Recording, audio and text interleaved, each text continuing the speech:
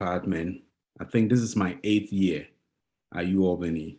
I have a very weird experience. I've taught at elementary, middle school, high school, college, community college, and then the university level. So it's a very kind of weird experience, but very good one. So yeah, actually you have worked with diverse student populations. Yes. Yes. Okay. Yeah. So I think when we are waiting for more and more people to join us today, let me be the, represent the ETAP Docs Executive Board. Want to say thank you to you again, Professor Alex, for joining us today and helping us, giving us some strategies and guidance on how to develop a good dissertation proposal, which is a critical element in our PhD program. So welcome everyone to this is the second milestone workshop of ETAP Docs. We are doctoral student organization of ETAP department. And the topic of today's workshops is about how to write a dissertation proposal. Our Professor Alex is with us today to help us. And he will present, his presentation will be very helpful for any one of us. So Professor Alex, research interests are immigrant issues in education, including cross-cultural learning experiences of Black immigrant students. His research also covers aspects related to culture and education, especially in global and international education and education in Sub-Saharan Africa. Also include multicultural online education. So if your interests align with these research interests, you can also reach out to Professor Alex if you have any questions. And we will have a question and answer section right after the presentation. Co-hosted with me today is also Tom Underwood. He is the event organizer of ETAP Docs. And also Yingru Chao, she is the communication strategist of ETAP Docs. So thank you, Yingru and Tom. If you haven't known about our organization, you can check the chat box to see our website and social media platform. Yingru, please help us to spread those information in the chat box for the audience. So let's start. Thank you, Professor Alex, again. And we will begin today's session with some survey, like a small survey to see where the participants have, issue and obstacle when it comes to dissertation proposal. So you can see some questions related to some areas in your kind of progress in the program regarding different aspects. The 4 aspects that kind of concern doctoral student according to research. There are 4 aspects that concern doctoral student when it comes to PhD completion and proposal. Is advisor committee functioning. The second one is personal organization skill. The third one is time management and external pressures. And the last one is the research skill. So please let us and Professor Alex know about what you are struggle most in each area.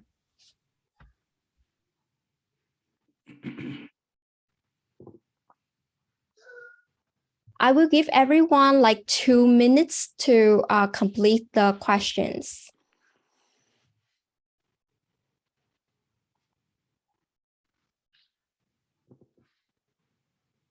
Yeah, just a minute.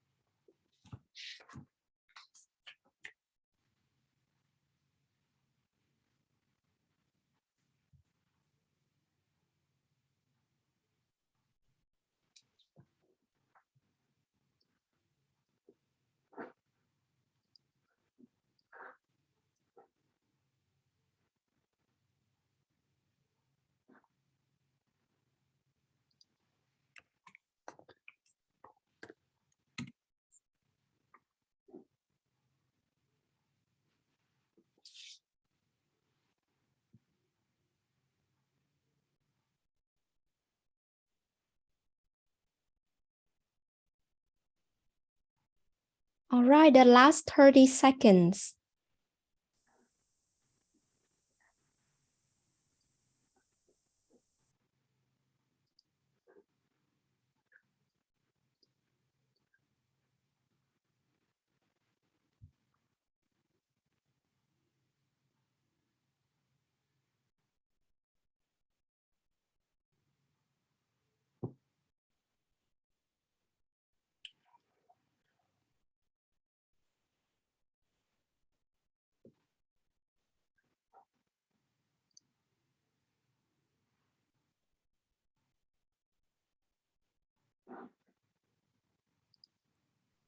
Okay, thank you, everyone. So from your answer, I can see that at this point, students are concerned about the wondering about to what extent the advisor will support and will encourage the encouragement of the advisor when it comes to writing the proposal. The students are also curious about the dynamics in the relationship between advisor and advisee when the proposal is compiled. Also, students are interested in how they can have the skill to approach the dissertation topic and how to live with the ambiguity and how they can love their dissertation topic, because some of them they pursue the topic and they kind of like lose the interest along the way. So how to build a resilience and persistence with the topic. They're also worried about difficulty with time management and inadequate prior exposure to research. So they don't know how to save a time regarding with the time management, to save the time to do the dissertation proposal, giving a lot of commitment with work and study. And in terms of research skill, they are wondering how to choose the dissertation topic and complete the literature review and methodology sections in the proposal. So I hope that throughout the presentation, you can keep this result in mind and hope that the presentation will give you helpful guidance. If not, you can also use the question and answer session so that Professor Alex can accommodate the questions in a more detailed manner. Thank you so much once again. Thank you, Professor Alex. And the floor is yours. I will share the presentation slide now. Yeah, thank you. Those are very, very important questions. Yeah, very, very, very. Okay, now let's start. Developing research proposal. It's unfortunate that this class is not offered anymore. I think 3 years ago, or let me say 5 years ago, I taught this class like almost every year. And what I did was we used 2 months for you to prepare your proposal. And then the third month, you do your presentation. And then you also present your proposal presentation. And they were, I think each year I had 6, 7, 8, 10 students, and they all done and gone because it really helped them. So hopefully one day I'll open the class again. Developing research proposal. It's a very, very important concept in your dissertation journey. So go to the next one and then I will see. I will not spend much time here. Once we're going to share this PowerPoint so you can have an idea to read about it because of time. Talk to your professor friends, librarians. This time, professor and librarians are very, very important who will listen to about your research and why it is significant. You begin your, so these are more what you need to know. I'll talk about it later. I just want to begin from the start.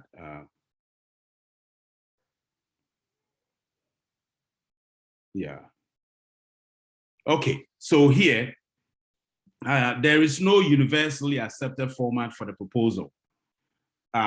What I meant here is, or what I mean here is that I can give you a format, you know, APA, ETAP format, but based on your supervisor or your advisor, the format might change a little bit. But in general, proposal is you are going to communicate. What are you going to do in your research? You found a problem. So what are you going to research about? What is the problem? How are you going to collect your data?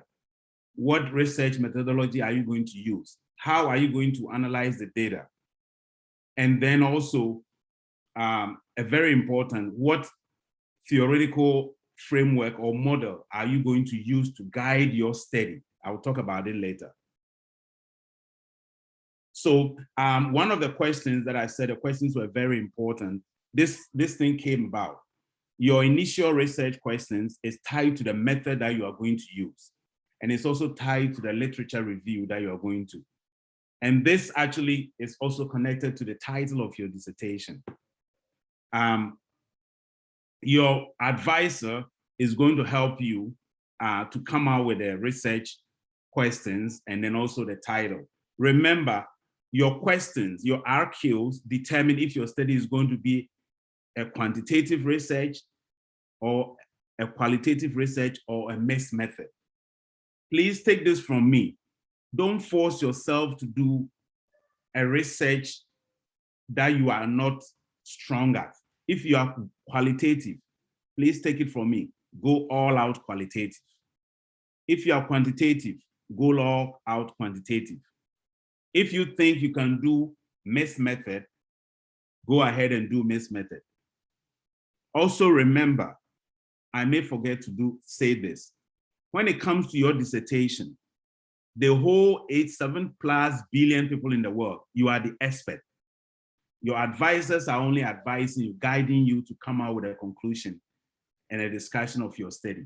You are going to do the literature, so you know even more than your advisor, except that your advisor is guiding you to make sure that you are, come out with a research question that answers the problem. So when it comes to dissertation, you are the expert in the field. Don't take a title that you're going to take 10 years to finish. There's something called quick and dirty. I'm not saying you do a bad job, but choose a title that you think you can get data. Everything about your dissertation is data, access to data. If you don't have data, mind you, you will never finish your dissertation. If you have data, everything is so smooth because you have data. You have accessible to data, so you can analyze the data, and then 1 year, 2 years, you can write your findings and discussions, and then you are done. So I just wanted to say this so that I don't forget about it. Go to the next one. Yeah, so usually the proposal is in 3 sessions: introduction, literature review, and then the method. So the introduction, you are going to start with the background of the study. What is leading up to the study? For example, Alex Kumi, originally from Ghana, West Africa, is not a good person. So why is it that Alex is not a good person? Because his colleagues, Reza, Alan, Brett, Peter Shea, everything, had written something. They reported Alex that Alex is not a good person. So then you ended up by saying that, however, they all said this, however, very little or no research has been done about Alex, about anger. Alex get angry very quick. Alex has temper. So your study is going to augment that. So it's very, very important to give an overall background of the study. Just like how you did your gateway, the introduction, and then, and then if, before I forget this is what you can also do if you're having a struggle with a background study.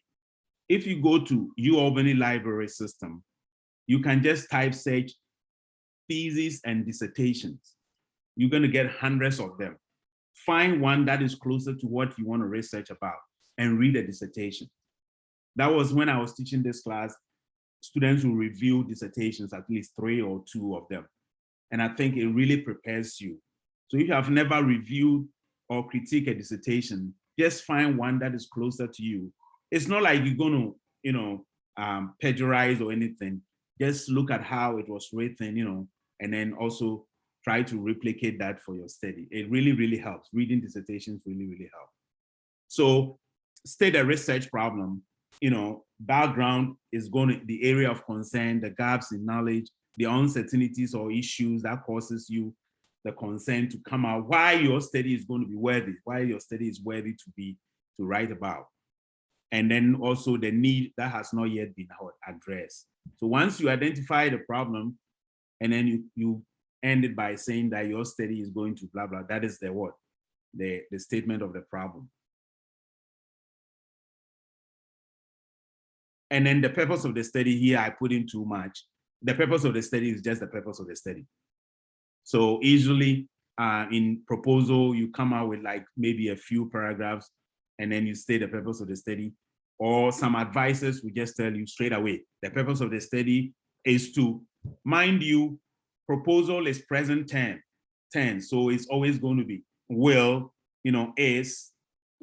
Once you're done, and then you go back to collect your data, then everything you have to go back to make everything what the past tense, so was. But for proposal is going to be always is.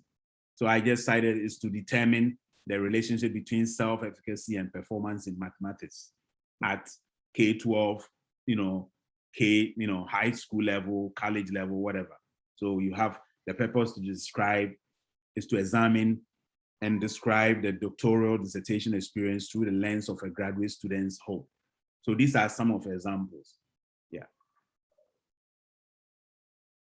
And then you explain how the study is grounded in the literature. Briefly describe the studies or theoretical framework. This one, it depends on your advisor. Some advisors will ask you to put in the chapter 1, the theoretical framework. Others will also say, no, move it to the literature review. Either way, the theoretical framework is actually a model that is going to guide your study. So let's say there's a model called ETAP. According to that model, once you are in ETAP, you are going to complete your PhD. And ETAP professors are so great. These are some of the theory, the models of the theory. So you also have a title, and then you have a research question, and then you said you are going to use this theory to guide your study. So you're going to give us what this theory is, who came out with the theory, the good side of the theory, and what other studies have used the theory, what are some of the criticisms of the theory. When you collect your data, your findings, and then in your discussion, chapter 4 and 5, then you are going to say, oh no, my findings actually tells me that when you are in ETAP, it is very, very difficult. You don't even complete your program. The professors are not great. You don't get any support, contrary to what this theory stipulates. Or you say, oh, you know what, my findings indicates that, or it agrees with what this theory says. So that is the theoretical, or the conceptual framework. That is what it is about. Some advisors will ask you to use some of your the literature about your theory, and then put it in your findings when you are writing about your findings, so that you get more, you go deeper in your findings, the presentation of findings, and that is mostly the qualitative ones. Quantitative is more of it agrees 1 + 1 is 2. It didn't, so then you just state it. And then if your study is more exploratory rather than the confirmatory, what would you more likely use? A research hypothesis, a research question. So mostly, if your study is purely quantitative, remember in your stage 1 class, you're going to use this null hypothesis and said that, is there a good professor at the School of Education? There are no, so your findings will either agree with a null hypothesis or it doesn't agree. It's false or it's not false. If it's qualitative, then that's where you said, how did ETAP students describe their experiences in remote learning during the COVID-19 pandemic? You know, this is a typical qualitative word question. If it's a mix, then you have both. Yeah, go ahead, next one. So chapter 1, make sure your reader understands your variables, concepts, and constructs. Example, transformational leadership. What I mean here is in the chapter 1, if you read any research book, it tells you that in your chapter 1 of your proposal or dissertation, any word or any term that is not common to any reader, you have to explain it. That is why, for example, you say United States of America and then you write USA, so that chapter 2, chapter 3, you're not going to repeat United States of America. It's going to be USA, because chapter 1, you've already indicated the definition of term USA means United States of America. Or let's say transformative learning. What is transformative learning? You've already defined it in chapter 1. So example of defining in context, the multimedia principle, use words or pictures as animation. Usually people don't use pictures, but you have to explain certain terms that are not familiar to readers. It is a good idea to do that.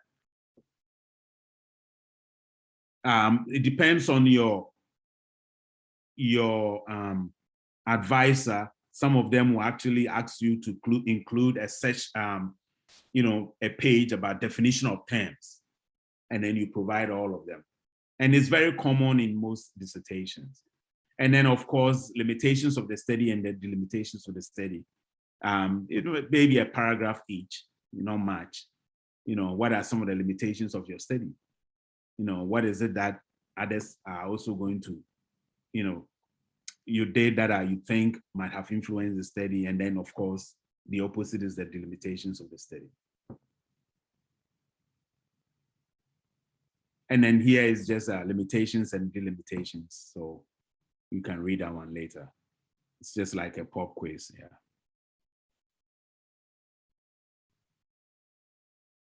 So here, I think I've talked about this theoretical framework. What it is the structure that can hold or support a theory of a research study.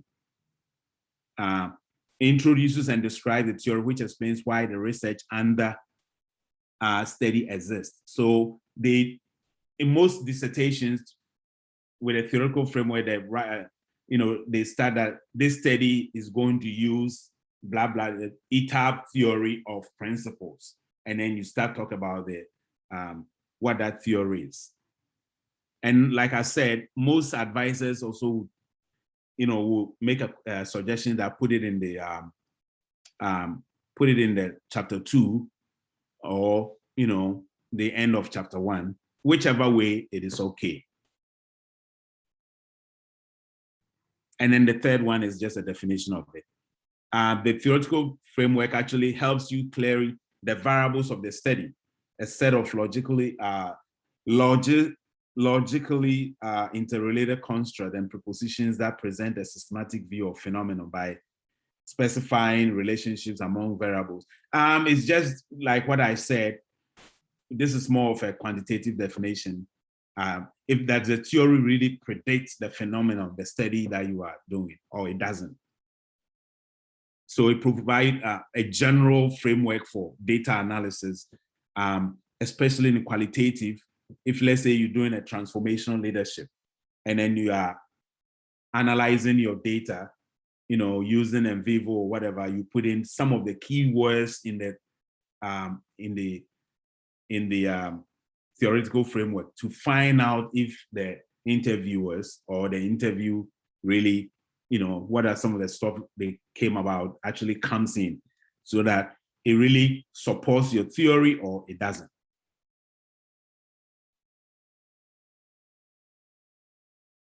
And then these are some of the importance of it.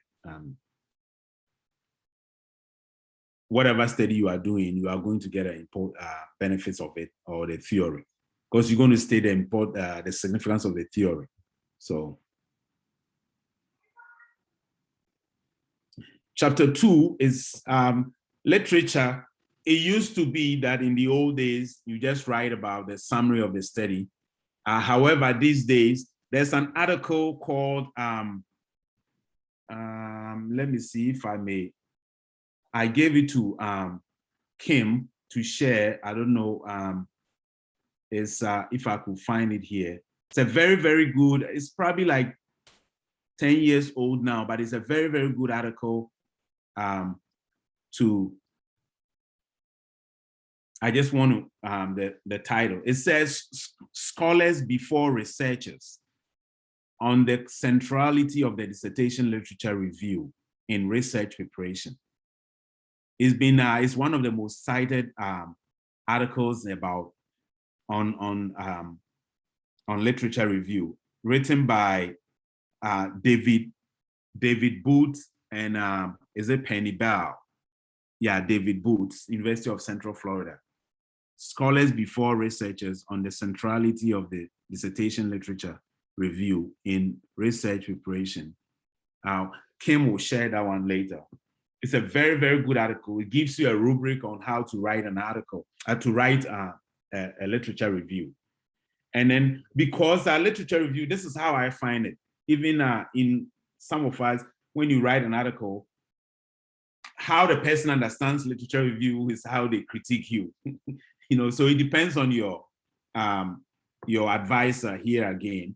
Some advisors will tell you that if you're doing a literature review, what is the purpose of the study?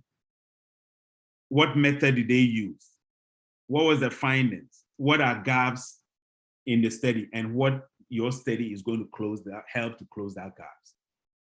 Some will also say, just give me a summary of it, But normally, my first one is the most important thing.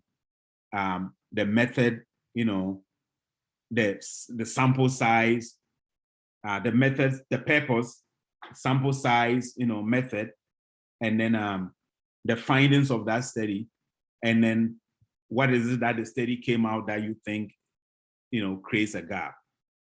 Very, very important. And then the reason why I put it here, the literature review will eventually be connected to the discussion. When you are writing your discussion, you include some of your literature. The participants reported that 1 + 1 is equal to 2.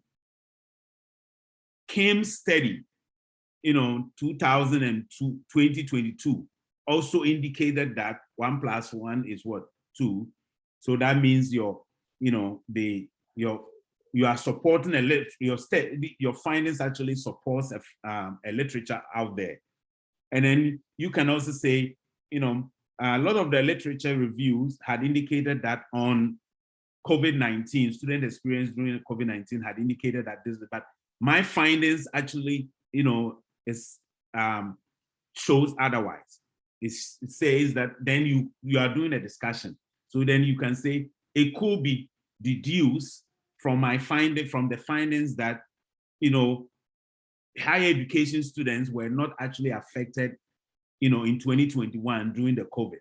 But then in 2020, they were really affected. And then you come out, it appears. So these are some of the words you use in your discussion. It appears, it could be deduced from it. This could be attributed to, these are some of the key words you use in your discussion during the dissertation. This is not a proposal, but proposal is just, this is what I'm going to do, but I went further to talk to you about it. Yeah. So reviewing the literature is locate, you analyze, and then you synthesize. You locate, these are, and finding the location is obviously library, and then the library sources, there are so many sources that you can get your articles. Please not Wikipedia, but other sources. And then, of course, you're going to do the analysis. And then the final part of the synthesis is when you have it over there. Let me say this before I forget about this. After this class, tomorrow or even tonight, there was one question I want to answer about how you have a job and this and that. Create a template and then say chapter 1, chapter 2, chapter 3. Just create a template. And then in chapter 1, you can use this one, introduction, problem statement, research question, purpose of the study, research question, significance of the study, theoretical framework, definition of terms, limitation of the study. Chapter 2, literature. Anytime you are doing something that you get information, you dump it there. So that whenever it's time for you to write your proposal, you don't have to sit down again, be looking for information. You know, most of the assignment and stuff like that, you can just dump it there. It's a matter of just deleting some away. And then you don't sit down to write introduction in a day. You know, you develop it as time goes on. So I will advise, if you have a huge, a very conflict schedule and time, make sure you create a template. Anytime you get a literature, you just put it out there. The most important is you may not like it and then you just delete it. And also, mind you, your dissertation is the biggest book you ever write in your life. You are not going to write any bigger book more than dissertation. It's the biggest book you are going to write. So that makes it, I'm not going to use the word difficult, but that makes it a lot of time consuming. Yeah, I'll come to that when I end. I'll give you what my experience, you know, as a former K-12 teacher and how I was able to overcome writing it. And like my cohort were able to overcome, you know, these challenges. Yeah, how the literature review can help you with your question. To know what to study, it is important to know what has been studied already. And this one, all of us know about it. The goal of research is to advance knowledge. Therefore, you need to know the current state of knowledge. And here again is the library source. I would strongly advise you to use the library sources. You know, just type in dissertation, thesis and dissertations, and then, you know, your area will come. You can search for an area that, you know, and then you get so many dissertations that are very similar to what you want to write. And then you can tap into the literature there. So coverage, criteria for inclusion and exclusion of what you reviewed, analysis, critique, research methods, like I said earlier, synthesis, identify the gaps in the literature, and then also writing of the review, well written, and, you know, it has to be coherent. Some advisors will let you do this if, let's say, you are writing transformative learning experiences of blah, blah, blah, blah. So the literature, what is transformative learning? You give an overall, you know, of it. And then when you go into the transformative learning, some people will some advisors will subtitle everything and then you provide a summary. Others will also want you the modern way now. Others want to, each subtitle, you ended up by saying that these studies, you know, fail to provide, you know, blah, blah, blah, gaps of knowledge. So this study is going to what? Fill in the gaps of, and at the end of each, you know, session, subtitle session, they want you to put that word there. This study is going to fill in the gaps of knowledge, you know, blah, blah, blah, blah. And then you end it that way. And then after that, you provide a whole summary of this, of the literature. And sometimes you can get this more when you read other dissertations. It doesn't mean you're going to read the whole of the dissertations, but you can flip through it and then you'll get some more information about how literature was written. I think practically it will help you. So literature, what theories, conceptualizations have guided the work of studies relevant to the to your area of investigation, strengths, weaknesses, like I said earlier, the method, and also trend, what is generally agreed upon and what is controversial, how your proposed study relates to what is already known, and then also how it will contribute to knowledge in the field.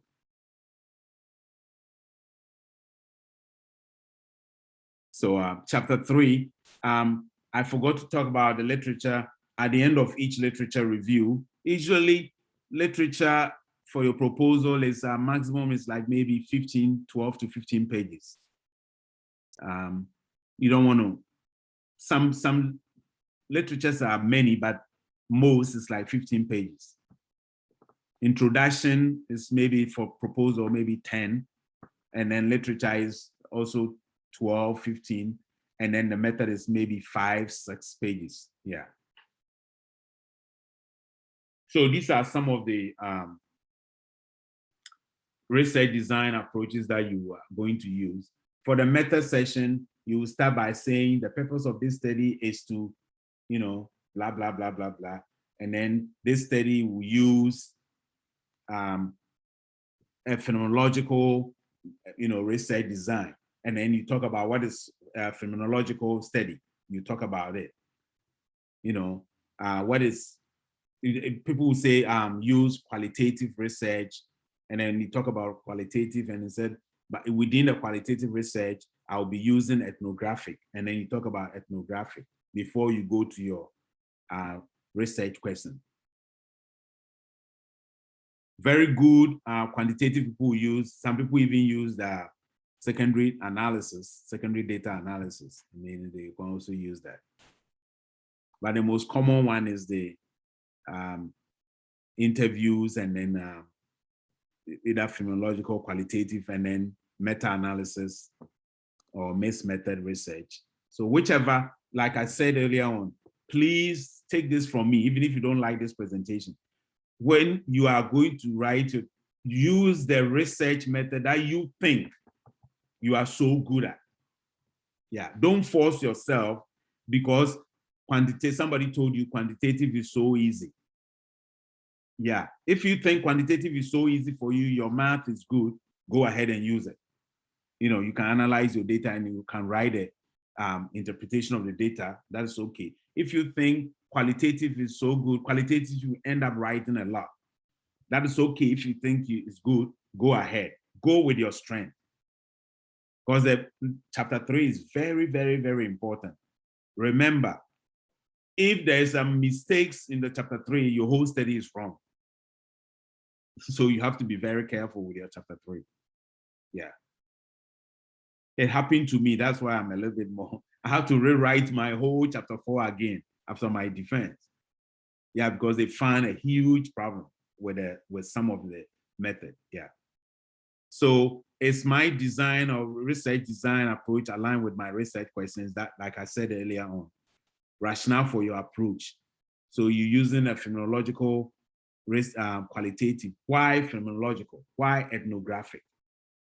Why correlational? Why regression? It's very, very important.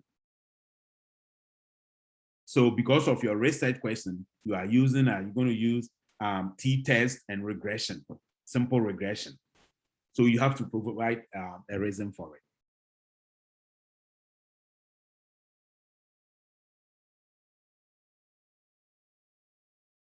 Yeah, and then the participants, which is one of the important things, you're going to describe the number and types of research participants that you plan to use in your study and how you select them. The proposal is like a huge communication. It's like you telling a story that you are going to do something. If I win a lottery, the jackpot, this is how I'm going to do. I'll be traveling around the world. I'll go to this place this month. I will do this. I will visit this friend. I will do this. I will share the money. So everything that you are going to do to collect the data, please put it there. Some advisors will even ask you to put some dates, proposed dates. Just put it out there for them. So if it's quantitative, the power analysis is like, the number. Quantitative power is very, very important. Let's say you're working with international students, they are 1,500, 1,500 here at UAlbany. And then you say you're going to use them. Roughly, you said that, okay, I hope to get 400, so that your power will be, your study can be, the reliability and validity can be, proper. Qualitative is saturation. I'm going to interview until I get, so much that I can use that number to generalize, saturation until I reach my point. that I cannot interview anymore, something like that. So discuss how you handle issues of diversity in your research plan. Questionnaires are written in English, but the sample consists of many individuals where English is not a first language. Just explain all these. That's what I meant here. Discuss how you ensure the ethical treatment of your participants. So you say that the participants are going to be protected. I'm going to use pseudonyms for their blah, blah, blah. You have to put everything in your proposal.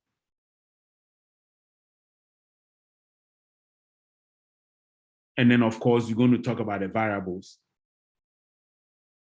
I gave you an example, describe how you plan to measure these variables. Example, self-concept will be measured using the Cooper-Smith self-esteem inventory and stuff like that. And let me also put it here. If you are going to come up with your own questions, if it's a quantitative, and you are going to come up with your own survey questions, if you wouldn't mind, do pilot test it first to make sure that the reliability and the validity of the instrument,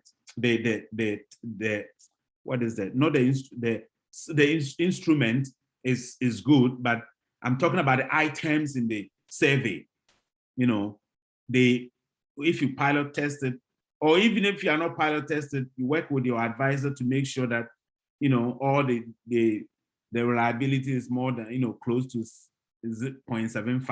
I think that is the what, yeah. Because you don't want to just go ahead, collect data, and then come in and say, oh, the reliability is not good, so we don't like this instrument. You can modify instruments and then use it. If you can also use secondary data to do your dissertation. There's nothing wrong with it. So provide support for the quality of your data collection procedure. That's what I was talking about. The inter-rater reliability is planned. Discuss issues of measurement reliability. If it's qualitative, remember they talk about trustworthiness, the believability of your data. That is the validity, and then trustworthiness, which is the reliability. And usually people will read over your questions and expect to read over the questions for qualitative. Quantitative, you just pilot test, with 5 people to see if the inter-rater reliability is good. And then your proposed data collection procedure. How will the data be collected? By whom? It's very, very important. It's going to be online. I will send an email to participants every 2 weeks, to remind them that first I'll tell them about the rationale of the study, and then I'll, tell them that their names and blah, blah is going to be protected. This. And then time frame. Some advisors will ask you to provide a time frame. It's going to be in the summer 2023, February to what? May. That is where I'm going to collect the data, and then quality control.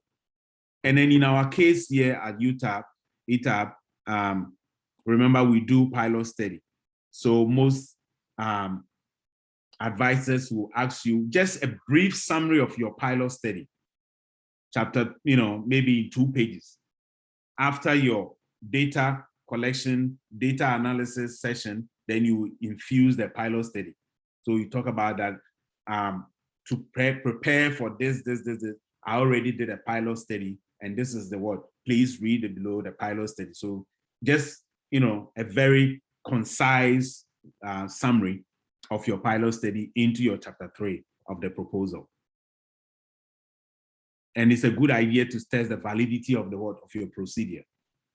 That is why you are encouraged to, whatever you do in your pilot study is what you continue with your proposal and your dissertation, because you've already done something like that. So you know what went good, what didn't go well, and then you can use it to fix. And then for each research question, there needs to be a detailed plan for how you will analyze the data to address your questions. So it's just, you can just data analysis for research question 1. This is how I'll analyze the data. Research question 2, this is how I'll analyze the data. research question 3. This is how I'll analyze the data. Or you can just write it in an essay format, based on research analysis, data analysis.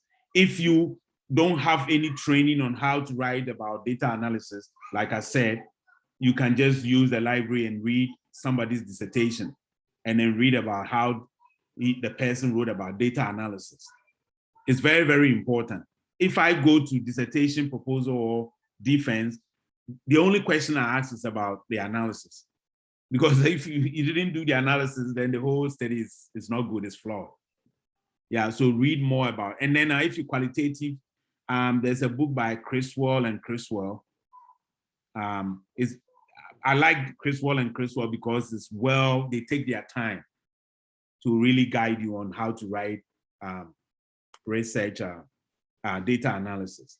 And then also sometimes how the classes that you take, quantitative, qualitative, about also really, really helps. In my case, somebody taught us a research design class, and then we went old school, put all the data on the table, and then, keywords, and then we find it using a ruler, a transparent ruler to kind of find out. And then she took us to the lab, computer lab, we use NVivo. So, sometimes research method class, if you are lucky to find somebody who is so good, it also really helps you. Yeah. And then some suggestions. Proposal is all about communication. Like I said earlier, from chapter 1, 2, and 3, communication. This is how I'm going to, this is my study. This is how I'm going to do it. That is all about proposal. That is what I'm saying. Create a template. Don't let anybody scare you of, and I'm using the word scare. Sometimes people scare you about proposal, dissertation, and stuff like that. No. Don't get scared about it. Just create a template, chapter 1, chapter 2, chapter 3. Anytime you get information that you think, oh, this might be a literature that you might use in the future, just dump them over there. Chapter 3, phenomenological. I'm going to use phenomenological research. You get information about phenomenology, just put it out there. If you have done your pilot study already, you just put a summarize, you just put it there. And then use the library's example. By writing your proposal, you should have at least 1 or 2 dissertations, as a reference to guide you. You just flip through how the person went about everything, and then you use the same thing, replicate it in your own distance. And for literature and method chapters, have an introductory paragraph, like I said, that provides a roadmap for the chapter. I really like that one. So if I pick your proposal, the first paragraph, giving me a roadmap work of what you are going to do in that chapter. Include summaries at the end of the chapters as well. And use tables to illustrate how you plan to present information. It's very, very important. For example, chapter 3, participants, the dates, and, I'm working with this urban school. I'll be interviewing 26 students. Male is this, female is this, these dates, this, that. Just give a table, to really, it really, really helps in the communication aspect that I talked about. And then the APA format, how they are. They are very, I don't know why. The science people are lucky. This is my reference. They just dump it there. But for us, they want us to use italicize, this, that. I don't know why they bother us too much. And then there's also something called the politics of dissertation. Politics of dissertation is 2 people cannot be one. You know that. Identical twins cannot even be one. So in your own way, find out if you think Professor A could be your, advisor, a chair, and you think you really works well with that person. Let that person be your chair. Don't force to go somewhere because you know somebody who went there and he was successful. just find your own way that you think this group of people can really help you to complete your program. This is what I have found. Normally, they don't ask you, oh, are you writing your proposal? Are you working on your pilot study? Usually, people don't ask you that. I tend to ask students. I'm forcing Kim to finish his proposal because we are human beings. Sometimes you need to be, you need to really, I'm not saying force, but kind of remind you so that you can really work, especially when it comes to dissertation, the writing part. It's really hard because you are writing the biggest book in your life. So sometimes, it becomes really hard, especially in our program. It's not like a cohort program. Where they have a cohort program, that one is so easy, because you guys are 12 in a cohort. So you work together, blah, blah, blah, blah, and then you finish. And then another cohort comes in. But for us, it's everywhere coming from somewhere. So it makes it hard to really get a team to work with. So make sure you work with professors that you think you can work really well with them. And then also don't try to pick any, grudges or anything. I'm not saying anybody is going to do anything to you. I've never seen one here at UOB, neither at ETAP. But usually, even if you don't agree, find a nice way to, come back and say, oh, hey, you wrote this comment. Can I also explain and stuff like that. Second, you are free to change your advisors anytime you want. You can even change it a week to your defense. You can change your advisors. So it's allowed. People change it all the time. So don't be like, oh, I have to be with this person for the rest of my, no, you can always change. In a amicable way, I have decided to, move on to this, and then that is accepted. I'm not saying go ahead and do it every 3 months, but I'm just saying that you don't have to be scared about, that you have. However, you all understand sometimes you are working with somebody with a grant, blah, blah, blah, blah, blah. So you don't want to, just move away and then go to another place and then the person also, because they talk to each other. Yeah.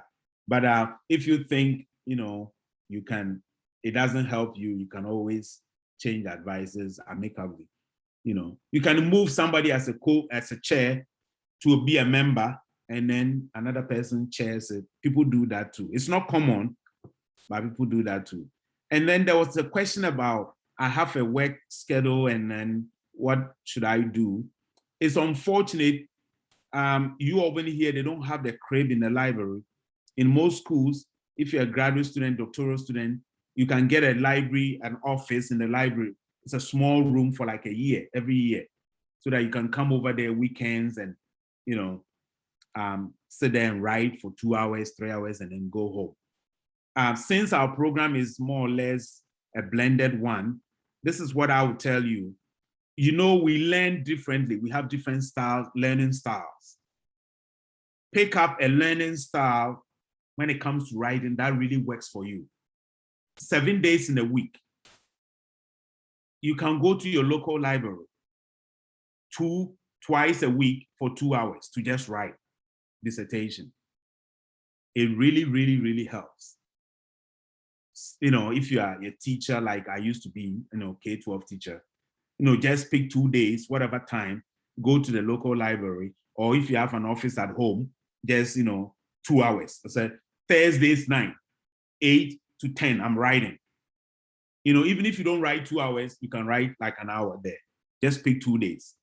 If you can do more, then maybe 3 days to write. If you are the person like my type, you have to be in the library, you can't work at home, then pick a local library and then just go there for maybe 2 hours and then just write. And it really helps when you have the template that I told you about. A professor once told us to do that, and it's been really, really helping people. You just have a template, and then you just go there, today is literature, and then you start, writing literature, 45 minutes, and then just come home. within 6 months, you see that you do so much. Yeah. And then sometimes too, they don't want to hear this, but I have to share with you, put some pressure on your advisors. Yeah. So, you know, the workload is they are so busy. So if you don't put pressure, they may not read you may not be lucky that they will read your, whatever you've written. So sometimes in a very respectful way, you put a little bit pressure. Oh, I'm just reminding you, I send you my chapter 1, blah, blah, blah, blah. Just do a little bit, kind of pressure. They will read it for you. Yeah. Or if you don't want it this way, you can say, oh, I just want to set up like a 10 minutes meeting with you, especially now that we have the Zoom or Skype, or theme. And then, oh, I'm just reminding you, blah, blah. Did you read my chapter 1? Blah, blah, blah. And then that kind of reminds them that they need to read. Yeah. I just want you to show some sense of, we are human beings, to show that, oh, okay, I'm working hard, something like that. Yeah. And I think you should be good.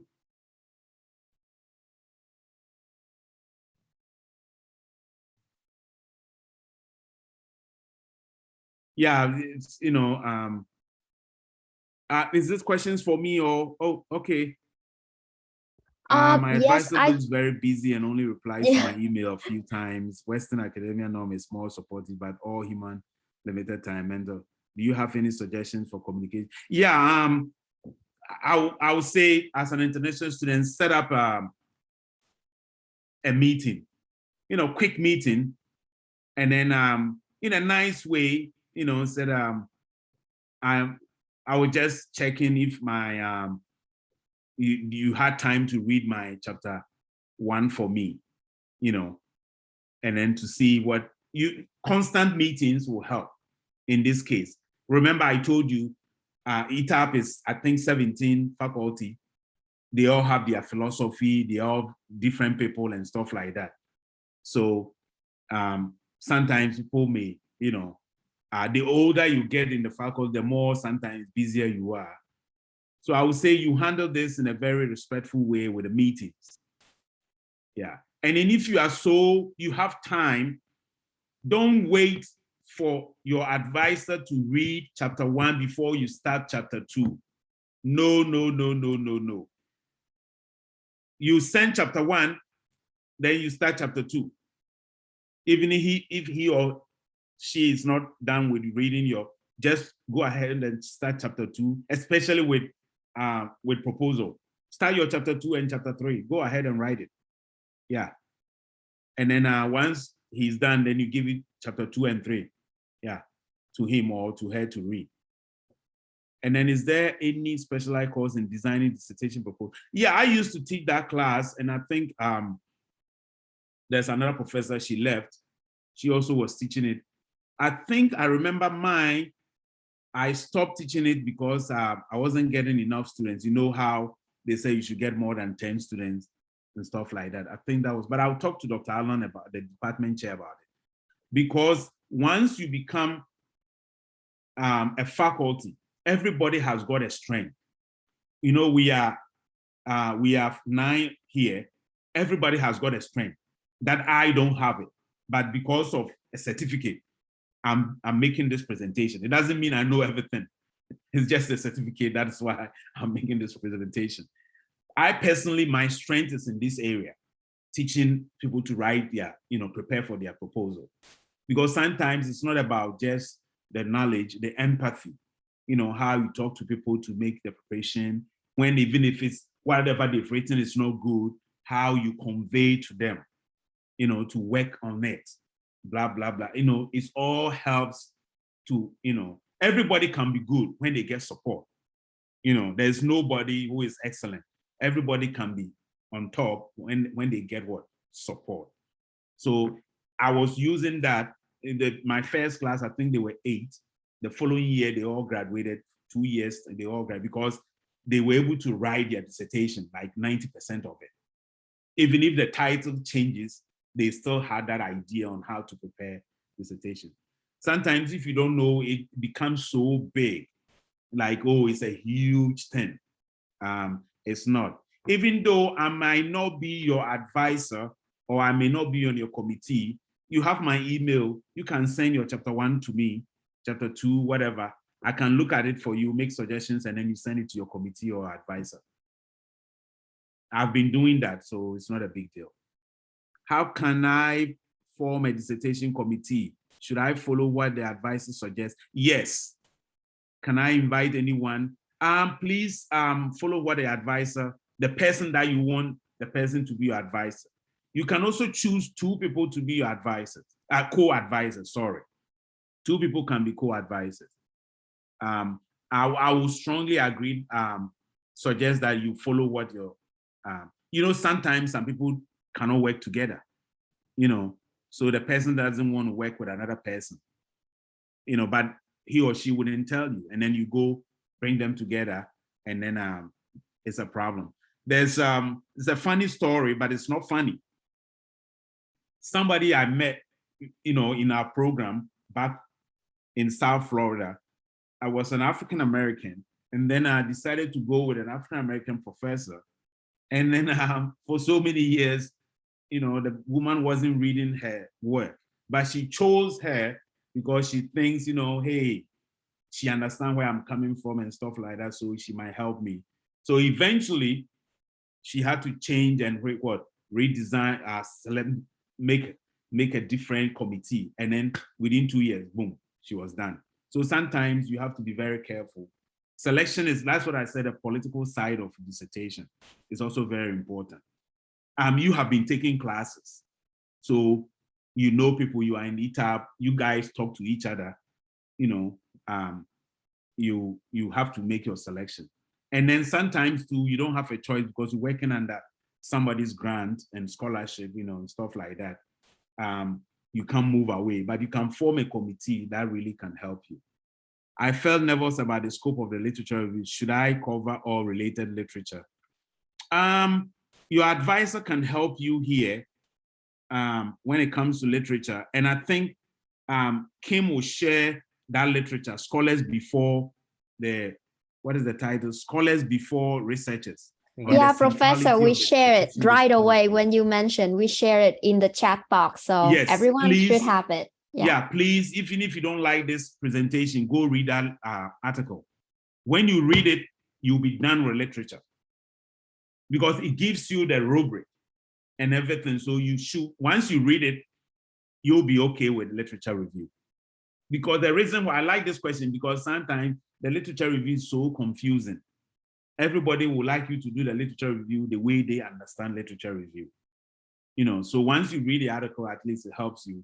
And then I'll also say, read articles in your area of the area that you've decided to focus on, and then the dissertation. At least you need to read 1 or 2 dissertations. It really, really, really helps you. And then I repeat, please focus on areas that you think you can get data. Data is very, very important. Don't try to solve the whole of New York's problem, the whole of United States problem, the whole of, if you are from Egypt, India, don't try to solve the world problem. You cannot solve it. Focus on a narrow area, make a study over there. When you finish and you get your certificate, go and solve all the world's problems. Yeah, because if you try to, sometimes you can be excited and you want to do so much, but then data becomes an important thing. So try to find an area that you can get data. Because once you do the presentation, proposal presentation, and then you get data, you are a doctor. Because once you get data, you write a presentation, you present it, and then discussion, and you are done. You don't have data, you are stuck. Yeah, U2 has a song that says stuck in a moment. You can't go anywhere. So you don't want to be there. If you think you have data, secondary data, talk to quantitative experts. They can help you come out with some of the secondary data, and then you analyze it. Yeah, it's a matter of just writing an IRB that you're going to use secondary data. They've given you approval. You can also use it. a theoretical framework guides my research direction. If there are competing theoretical frameworks, how can I evaluate the strength and weakness of each theoretical framework when there is no analytic review? You don't want to be using more than 2 theoretical frameworks.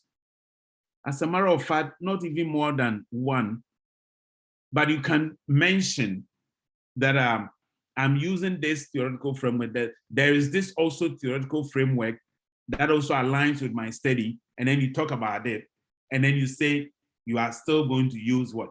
This theoretical framework. Usually, I don't see 2 theoretical frameworks, guiding one study. People do that, but just select one. Let's say you're talking about critical race theory. You're talking about teachers, elementary school teachers' perception, on diversity in the classroom. So you're using critical race theory or using critical culturally relevant pedagogy. That is going to be your theoretical framework. And then in the literature, you can also say, oh, there's also theories on race, like critical race theory, and then you talk about it. But then the critical cultural relevant pedagogy is going to actually be your theory. By then you talked about other theories. Yeah. But I think your advisor is the best here. What is a difference between a journal article and a dissertation? Oh, simply, a journal article is when you finish, for example, a journal article is when you finish your dissertation, then you are advised to make some publication. So you're going to summarize the whole of your dissertation. You can split it into 4 and publish 4 papers out of your dissertation. So an article is just let's say I'm conducting a teaching experience of faculty during the COVID-19. So I collect data, I get, let's say 140 faculty at UAlbany. Then I write I write an essay about it. But in the essay, I will talk about introduction, literature review, the method, just a concise form of it. And then I'll write about the findings and then discussion, all in 15 pages. But dissertation is like the bigger one. You're conducting a huge study.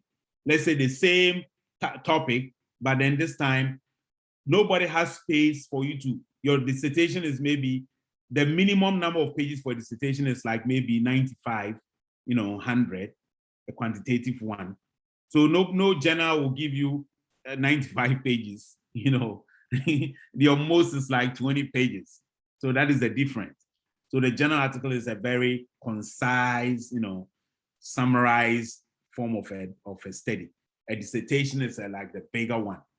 Yeah. Thank you so much, Professor.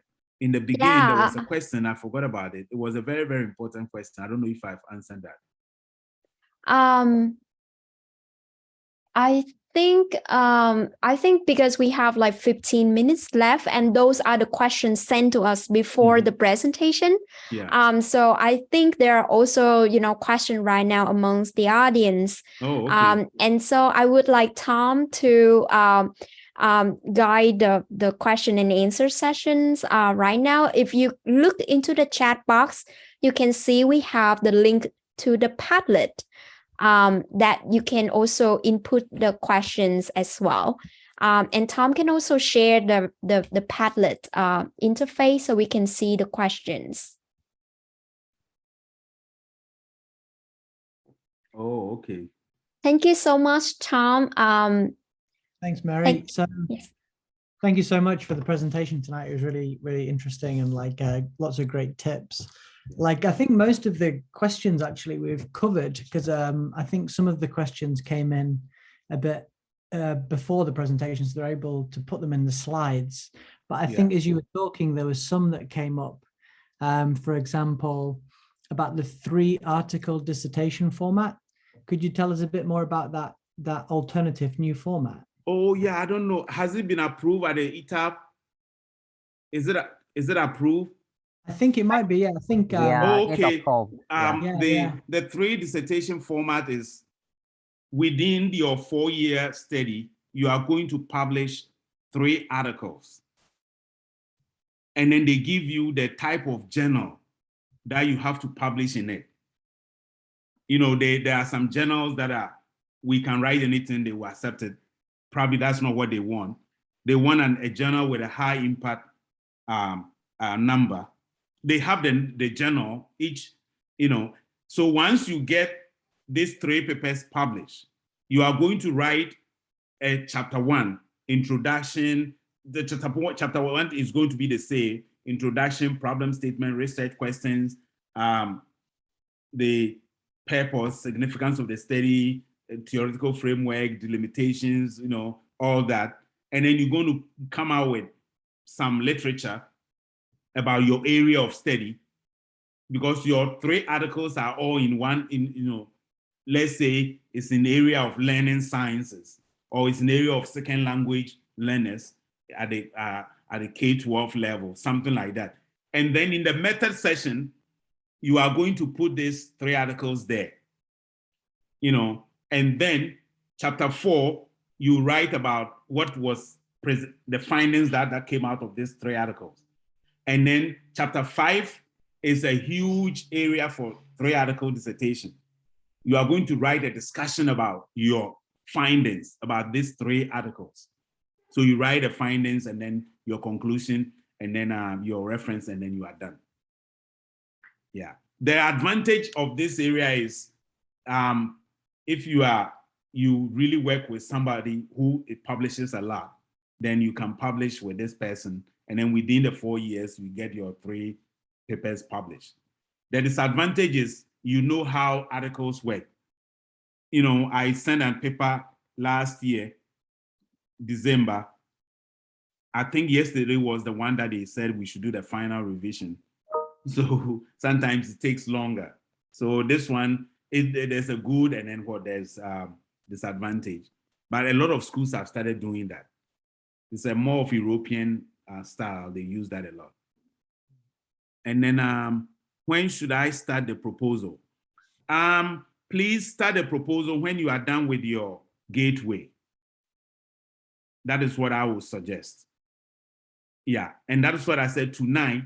Which area, if you have not done with your proposal tonight, please, please, please create a template.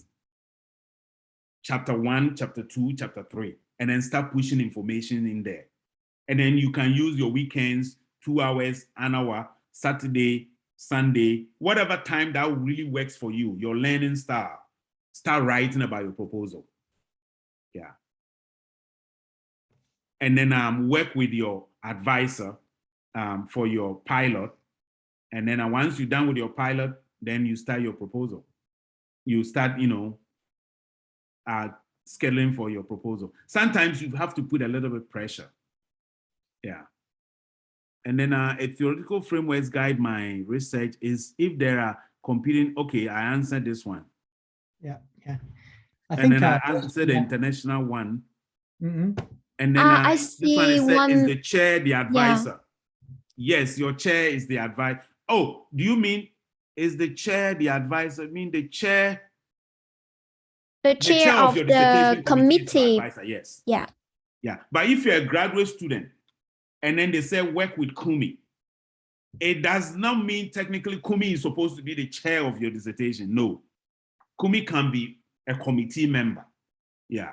You have the power to select who that you want to be your advisor. But normally, the person that you work with, you know, it's like you've developed some rapport, you know the person and stuff like that. So normally students really choose that person to be their chair, but it's not automatically that you are. Or let's say you're working for somebody on a grant, you know, you use the data from that grant to write your dissertation. So normally that person becomes your chair. And then what is the difference between a journal? Okay. Yeah, I think professor have covered like almost like 99% of this. Tom, can you move down to the last one on the right? bottom right, yeah. So how can I form a dissertation committee? Should I follow advisors suggestion? Yeah, I think we Professor already Alex followed. also covered Yeah, that. it's a very, very important question. For me, my advisor told me it's different from the way you guys, we do it here. Where I went to school, if you form in your dissertation committee, it's a mandatory. Somebody from the ed side is supposed to be part of your committee. They call it a measurement and evaluation people, risk that statistics people. They have to be, one of them have to be part of your committee. It's not like that here. Here you have that more freedom. So you guys are good. So you select whoever you want to be part of your committee. And I think it's the chair and 2 members or 3 members. Yeah. And you have the power to change anytime you want. Yeah. But it's not advisable. But if you think it's really, not working for you, you can change it. I mean, nobody will do it. It doesn't mean if you change it, that person is going to talk to people to punish you. No, no, no, no, no. It's never done. I've never experienced that or I've heard about it. No, nobody can have a personal thing with you and then decide not to impede, put impediment on your way to achieve yourself. No, it's not allowed. So you can, and I've so far also not heard or experienced any, rift between a student and then, on a dissertation. I've never experienced that. So. Yeah, professors, I mean, like you also mentioned about, in the beginning of the presentation about your personal story, and you kind of say you will tell it later. So any highlights from your journey that you want to share with us, especially during the time that you wrote the dissertation proposal by yourself? I was a high school teacher. Yeah. A full-time high school teacher. So I have to go to school by 6:40 and, leave school by 3:30. So it was really tough. So what I did was, they don't have it here. In the library system, if you're a candidate, you get an office. They have about 50 offices in the library. So you get a key for 1 year. So I created, it was through just this presentation, but that one was organized by the graduate school. They do that every 2 weeks. I think every month or every semester, something like that. So I attended one of them, and then we were asked we were advised to get an office, that little crib, and then you go there over the weekends. So that was what I was doing. And then I also had we were a cohort group. So I'll go to my advisor Thursday night from 3 to 9. She's there. So you go, you can ask any question, and then you can also, wherever you are in your chapter, either proposal, and then she's sitting there, so she'll read it, and then, oh, you didn't do this here, you didn't do that, you didn't do this. And I had the statistics guy, Dr. Cromry, a great man. He smokes that little cigar, and then he will stand on a hallway somewhere. If you go, and how students, you are very anxious about whatever, and then sometimes he will look at your face and say, Alex, it's not good. That's it. That's what. So why is it not good? To say, no, it's not good. Just go write it again. You see my comments there. So anytime I'm going to him, I will look at his face and say, and then I'll be, I anxious, said, Alex, I haven't said anything. It's good. So you see my comments. Yeah. So you go through that. But I think you have to work hard when it gets to the dissertation stage. It's a very, very, very tricky, because at this point, it is not an assignment. Remember, it is not an assignment. It is not a project work. There's no grade at the end of the semester. So, you tend to kind of relax. But like I said earlier, I think 7 days in a week, take 2 days or 3 days, 45 minutes, an hour, 2 hours, get somewhere that you think, even if it's at home, that you think you can write, just write something. Yeah. Some people even form a cohort group, and then they open the Zoom and say, we are writing. You may think you might end up chatting, talking about politics, this, that, but you know what? You do some 30 minutes writing. Yeah, some people do that. I think the ed side people, that's what they do. And then leadership, are you already here? That's what they do. They form a cohort. And then also SUNY Empire State, they have an EDD program. And that's what they've been doing. They Skype or Zoom, and then they start writing. Yeah, Professor. Actually, ETAP Docs also have two programs. The first one is the writing group, like you say, like just support people how to write. So we sit down to write from 2:30 p.m. to 5:30 p.m. every Sunday. Of course, this is just a little something to somebody's schedule, but we hope to see all of you here in this workshop to take advantage of the program that we are doing. Maybe I'm talking too much. Number one,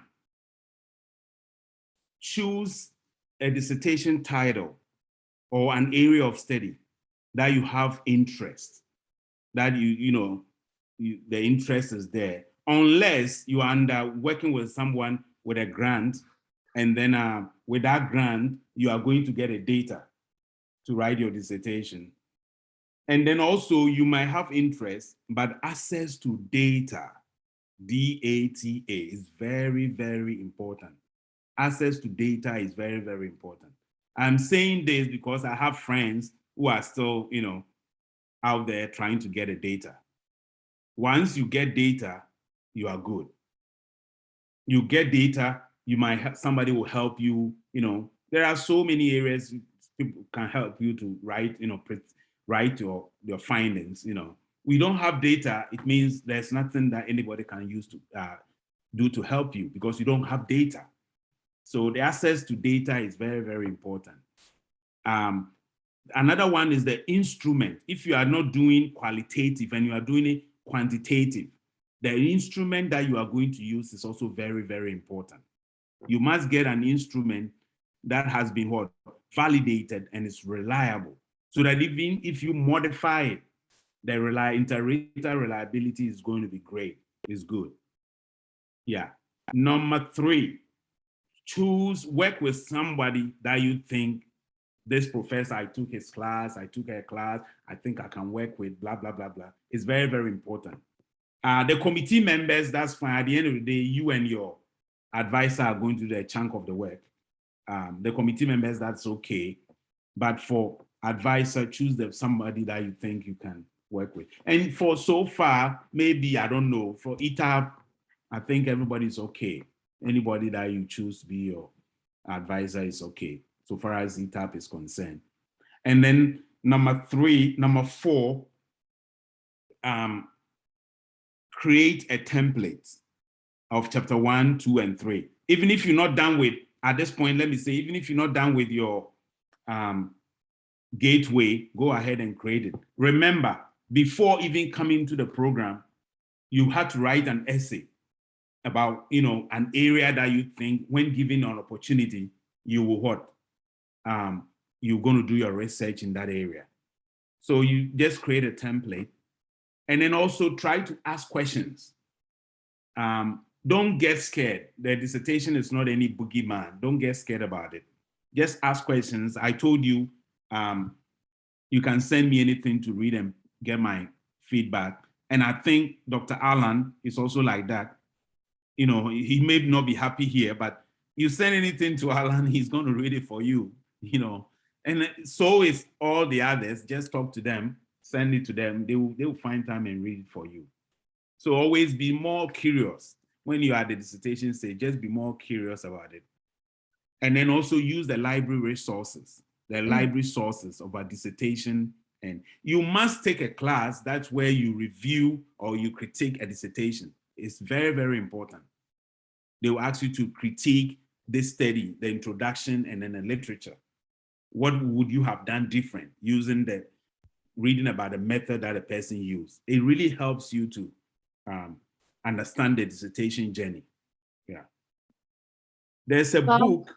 I don't know if I'll send it to next week I'll give it to Kim.